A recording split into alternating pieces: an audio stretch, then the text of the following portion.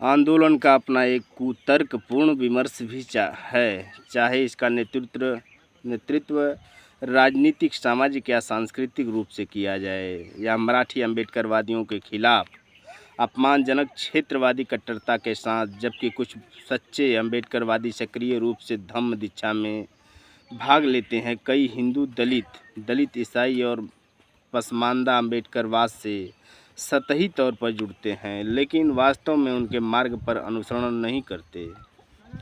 बाबा साहब स्पष्ट रूप से कहते थे कि केवल वे लोग जो धम्म दीक्षा लेते हैं और अपने पिछले धर्मों को त्याग देते हैं, उन्हें ही बौद्ध माना जाना चाहिए, और यदि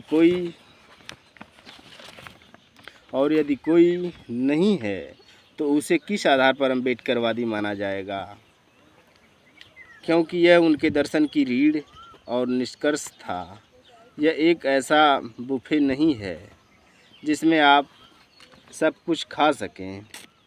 यह एक संपूर्ण पैकेज है। इसे पूरी तरह से ले या छोड़ दें।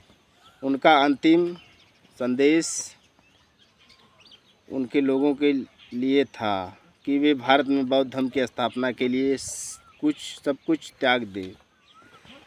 जहां एक और युवाओं को बाबा साहब के सैनिकों के रूप में धम्म चक्र पर्व दिवस के अवसर पर एकत्रित होते देखना उत्साहवर्धक है, वहीं दूसरी ओर उनमें से बहुत से ऐसे लोग अपने अपने श्रवण संगठनों में पैदल सैनिकों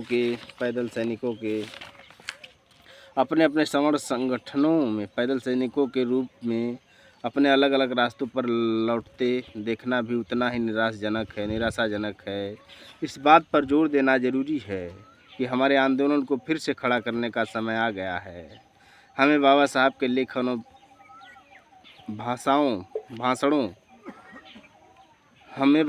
लेखन और भाषणों को फिर से पढ़कर उनके सच्चे संदेश की व्याख्या करके और युवाओं के बीच इसे प्रचारित करके नए सिरे से शुरुआत करनी चाहिए।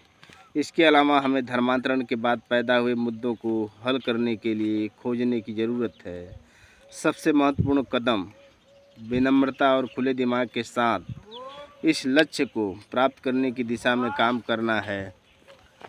अगर हमें बाबा साहब के कारवां को सही मायने में आगे बढ़ाना है तो हमें आगे आना होगा।